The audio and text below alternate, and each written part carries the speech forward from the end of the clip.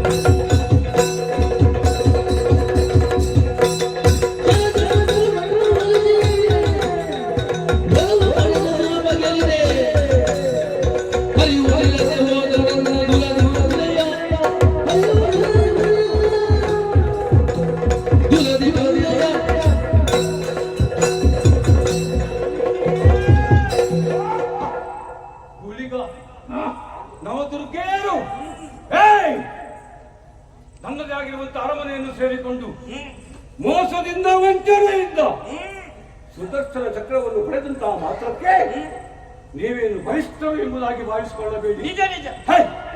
ಒಳ್ಳೆಯ ಮಾತುಗಳು ಹೇಳುತ್ತಾ ಇದ್ದೇನೆ.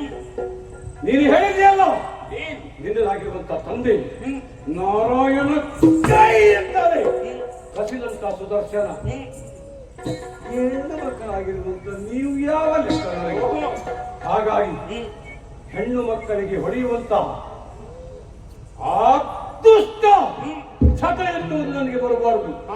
ಅದಕ್ಕಾಗಿ ಹೇಳ್ತಾ ಇದ್ದೇನೆ, ಸುದರ್ಶನ ಚಕ್ರವನ್ನು ಕೊಡಿ. ಕೋಡಿ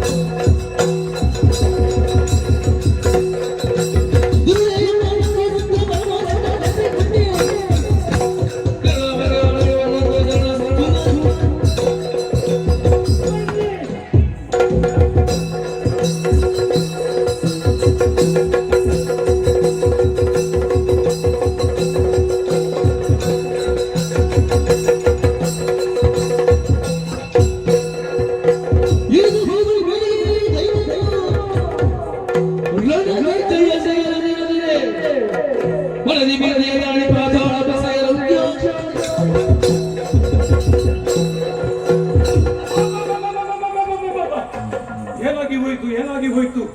ತಮ್ಮ ದುರ್ಗೆಯಲ್ಲಿ ಯುದ್ಧವನ್ನು ಮಾಡುತ್ತಿರುವಂತಹ ಸಂದರ್ಭದಲ್ಲಿ ನನ್ನದಾಗಿರುವಂತಹ ದೇಹದಲ್ಲಿರುವಂತಹ ಶಕ್ತಿಯೆಲ್ಲ ಕುಂದಿ ಹೋಗ್ತಾ ಇದೆ.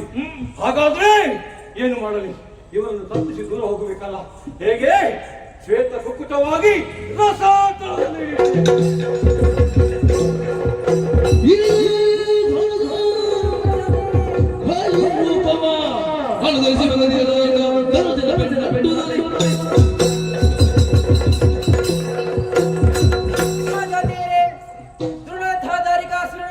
ನಮ್ಮಿ ತಪ್ಪಿಸಿಕೊಳ್ಳುವುದಕ್ಕೆ ಬೇಕಾಗಿ ಶ್ವೇತಗುಕ್ಕುಡನಾಗಿ ರಸವಾತನವನ್ನು ಸೇರಿಕೊಂಡಿದ್ದಾನೆ.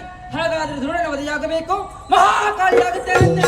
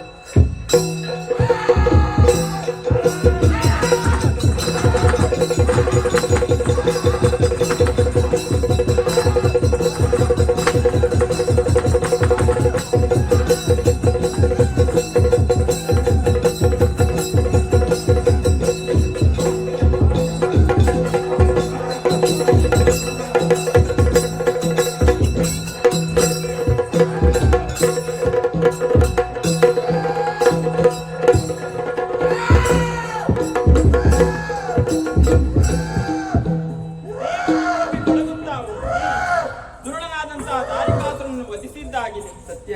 ದೇವತೆಗಳೆಲ್ಲ ಪುಷ್ಪವೃಷ್ಟಿಯನ್ನು ಹರಿಸುವುದಕ್ಕೆ ಪ್ರಾರಂಭಿಸಿದ್ದಾರೆ. ಎಲ್ಲರೂ ಸಂತುಷ್ಟರಾಗಿದ್ದಾರೆ ಎನ್ನುವುದು ಸತ್ಯ. ಆದರೆ ಈ ಹೊತ್ತಿನಲ್ಲಿ ಕಾರಣವಷ್ಟೇ ಭಗವತಿ ಮಹಂಕಾಳಿ ರೂಪವನ್ನು ತಾಳುವಂತಹ ಹೊತ್ತಿನಲ್ಲಿ ಗುಳಿಗಾಕ್ಕೆ ದುರುಳನನ್ನು ವಧಿಸುವಂತೆ ರಕ್ತವನ್ನು ಪಾನ ಮಾಡಿದ್ದಾನೆ. ಈ ಹೊತ್ತಿನಲ್ಲಿ ರಕ್ತದ ದಾಹದಿಂದ ಬೊಬ್ಬಿಡುತ್ತಾ ಇದ್ದಾಳೆ. ಇವಳನ್ನು ಹೀಗೆ ಬಿಡುವುದಲ್ಲ, ವೈಕುಂಠವನ್ನು ಸೇರಿಕೊಳ್ಳ.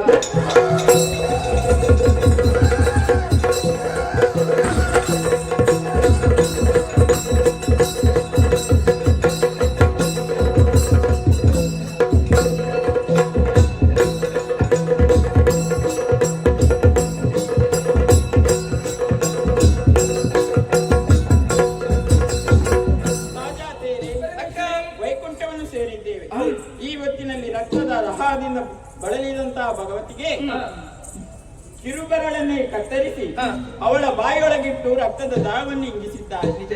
ಆ ಹೊತ್ತಿನಲ್ಲಿ ಅಪ್ಪನಲ್ಲಿ ನಾವೊಂದು ಪ್ರಶ್ನೆಯನ್ನು ಮಾಡಿದವರು, ಇನ್ನು ಮುಂದಕ್ಕೆ ನಮ್ಮಿಂದಾಗಬೇಕಾದುದು ಏನಪ್ಪಯ್ಯ ಅಂದಾಗ ಅಪ್ಪನಾಡಿದುದು ಇಷ್ಟೇ, ಇಡೆಯಲ್ಲಿ ನೀವು ಸುಸ್ಥಳವನ್ನು ಹಾರಿಸಿಕೊಂಡು ಧರ್ಮ ಪಾಲಕರಾಗಿ ಭೂಲೋಕದಲ್ಲಿ ನೆಲೆಯಾಗಿ ಎನ್ನುವುದಾಗಿ. ಹಾಗೆ ಯೋಚಿಸಿಕೊಂಡಾಗ ಹೋಗುವುದಕ್ಕೆ ನಾವೇ ಬೇಕಲ್ಲ, ನಾವೇ ತಯಾರಿ ಆಗ್ಬೇಕಿದ್ರೆ ಶ್ರೀಗಂಧದ ಮರ ಬೇಕು. ಹಾಗೆಂದುಕೊಂಡು ವೈಕುಂಠದಲ್ಲಿರುವಂತಹ ಶ್ರೀಗಂಧದ ಮರಕ್ಕೆ ಮೇಲ್ಭಾಗ ಮತ್ತು ಕೆಳಭಾಗವನ್ನು ಕತ್ತರಿಸಿ ಮಧ್ಯದ ಭಾಗದಿಂದ ನಾವೇನು ನಿರ್ಮಾಣ ಮಾಡಬೇಕಾಗಿದ್ರೆ ಶಿಲ್ಪಿ ಬೇಕಲ್ಲ. ಹಾಗೆಂದುಕೊಂಡು ಸಂಕಲ್ಪದಿಂದಲೇ ಉತ್ತದೊಳಗಿರುವಂತಹ ಶಿಲ್ಪಿಯನ್ನು ಎಬ್ಬಿಸಿ ಮಾತನಾಡಿಸುವಂತಹ ಹೊತ್ತಿನಲ್ಲಿ ಮಾತನಾಡಿದಂತಹ ಮಾತು, ನಾವೇ ಆಗ್ಬೇಕಿದ್ರೆ ವರ ಕೊಡಬೇಕಂತ.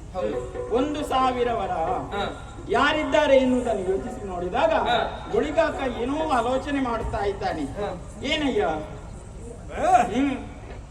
ಇತ್ತ ನಮಕ್ಕು ಕಳತದ ಮಾವರ ನಾವೇ ದೇವಸ್ಥೆ ಆಗೋಡು ಚಿಂತೆ ಮಲ್ಕೊಡ್ತೇವೆ. ಯಾರಿಲ್ಲ, ನೀನು ಹೇಳುವ ಮಾತನ್ನು ಅರ್ಥ ಮಾಡಿಕೊಂಡೆ.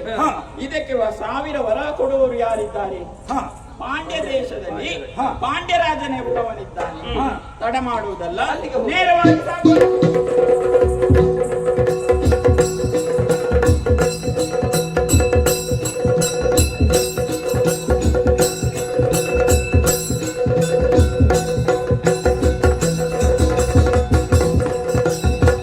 ಪಾಂಡ್ಯಾದೇಶವನ್ನು ಸೇರಿದ್ದಾರೆ. ಪಾಂಡ್ಯರಾಜನ ಬಳಿಗೆ ಹೋಗುವಂತಹ ಹೊತ್ತಿನಲ್ಲಿ ಆತನಾಡಿದ ಮಾತು, ನಾವೇ ನಿರ್ಮಾಣಕ್ಕೆ ಬೇಕಾಗಿ 1,000 ವರಹ ಅದನ್ನು ಕೊಡುವುದಕ್ಕೆ ಆತ ಹಿಂಜರಿದ. ಆ ಹೊತ್ತಿನಲ್ಲಿ ಒತ್ತೆಯಾಗಿ ನಿನ್ನ ಕಾಲಗೆರೆಯನ್ನು ಇತ್ತವಳು ನಾವು 7 ದಿವಸದ ಒಳಗಾಗಿ ಮರುಪಾವತಿಯನ್ನು ಮಾಡುತ್ತೇವೆ ಎನ್ನುವಾಗ ಆತನು ಮಾಡಿದಂತಹ ತಪ್ಪಿಗೆ ಸರಿಯಾದ ಶಿಕ್ಷೆಯನ್ನು ಕೊಟ್ಟಿದ್ದಾನೆ. ಮಗನನ್ನೇ ಗೆಜ್ಜೆಯನ್ನು ಕಟ್ಟಿ ಕುಣಿಸುವಂತಹ ಹೊತ್ತಿನಲ್ಲಿ ಕೋಪಗೊಂಡಂತಹ ನಾನು ಆತನನ್ನು ಎತ್ತಿ ಬಿಸಾಡುವಂತಹ ಹೊತ್ತಿನಲ್ಲಿ ನಾವೇ ಗುರುವೇನು ಸೇರಿದವನಿದ್ದಾನೆ. ಹಾಗೆ ಆತನ ದುಃಖಕ್ಕೆ ಮರುಳಾಗಿ ಆತನಿಗೆ ಅಭಯ ಪ್ರದಾನವನ್ನು ಮಾಡಿದ್ದೇವೆ. ಮುಂದಕ್ಕೆ ನಾವು ನೆಲೆಯಾಗುವಂತಹ ಕ್ಷೇತ್ರದಲ್ಲಿ ಜಾತ್ರಾ ಮಹೋತ್ಸವದಂದು ಧ್ವಜಸ್ತಂಭದಲ್ಲಿ ಆತನನ್ನು ಕಾಣುವ ಬಗ್ಗೆ ಹೇಳಿದ್ದಷ್ಟೇ ಅಲ್ಲ, ಆತನಿಗೆ 5 ಮಕ್ಕಳ ಯೋಗ ಭಾಗ್ಯವನ್ನು ಕರುಣಿಸಿದ್ದೇವೆ. ಹಾಗೆ ಮುಂದುವರಿದು ನಾವೇನು ನಿರ್ಮಾಣವಾಗಿದೆ 1ನೇ ನಾವಿಕನಾಗಿ ಗುಳಿಗಾಕ್ಯ ತಡ ಮಾಡುವುದಲ್ಲ, ಸಾಗೋಣ.